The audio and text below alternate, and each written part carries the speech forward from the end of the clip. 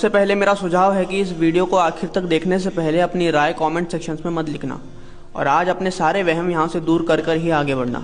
आज अगर कोई ये बोल पा रहा है कि सिख अलग धर्म नहीं है तो इसमें गलती सिर्फ और सिर्फ सिखों की है। हर दूसरा इंसान हाथ में कड़ा पाकर और पंजाबी बोलकर खुद को सिख बुलवाता है, जबकि गुरु गोबिंद सिंह जी ने साफ साफ ये बात कह दी थी कि जब लग खालसा रहे नियारा तब लग तेज दियो मैं सारा, जब यह कहे विप्रण की रीत मैं ना करो इनकी प्रतीत। मतलब जैसे ही मेरे बताए हुए हुक्म से कोई सिख हटकर चलेगा उसे मैं अपना सिख नहीं मानूंगा, और जिसके सर से गुरु का हाथ उठ जाए उसके वजूद पे सवाल उठेंगे ही उठेंगे, जो आज उठते हुए नजर भी आ रहे हैं। कभी देखा है किसी निहंग सिंह को जाकर कोई बोल दे कि तुम अलग धर्म नहीं हो?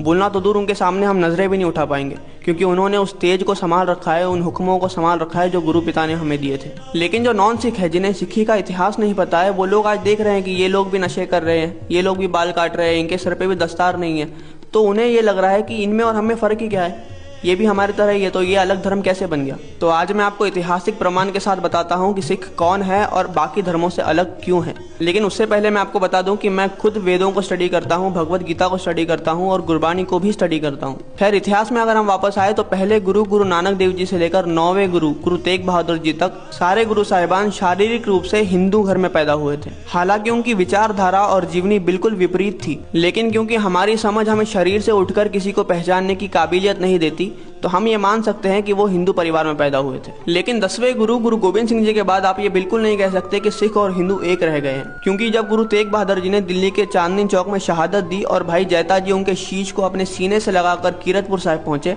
तो गुरु पिता और भाई जैता जी के बीच में जो संवाद हुआ उसमें गुरु पिता ने जैता जी से पूछा कि क्या उस वक्त जब ये इंसिडेंट हो रहा था कोई सिख वहां पर नहीं था? तो जवाब मिला कि सिख तो थे लेकिन पहचान में नहीं आ रहे थे। तो उस दिन गुरु पिता ने यह वचन करे कि मैं ऐसा सिंह सजाऊंगा जो लाखों में भी अकेला पहचाना जाएगा। और वहां पर एक स्टेज ऑफ एवोल्यूशन हुई। ऐसे जीव जंतुओं से होते हुए, जानवरों से होते हुए हम इंसान बने, ठीक उसी तरीके से गुरु पिता ने सिखों को सिंह बनाया और भारतवर्ष की युगों युगों से चल रही गुरु शिष्य की परंपरा को एक नया मोड़ दिया। पहले ऐसा होता था कि जो राजा होता था वो युद्ध कला में, क्षत्रिय धर्म में निपुण होता था और ज्ञान के लिए वो एक गुरु धारण करता था। गुरु पिता ने जो सिंह बनाया उसे राजा योगी कहा गया, जो हर राजनीति, धर्म और ज्ञान का जानकार भी होगा, लेकिन राजाओं की तरह युद्ध कला, क्षत्रिय धर्म में भी निपुण होगा, जिसका कोई भी शारीरिक गुरु नहीं होगा, जो किसी भी साकार की पूजा नहीं करेगा, आदर सारे धर्मों का करेगा लेकिन वो खुद में पूर्ण होगा। क्षत्रिय धर्म, राजनीतिक धर्म और परमार्थ का जो एक संगम होगा वो होगा एक सिख।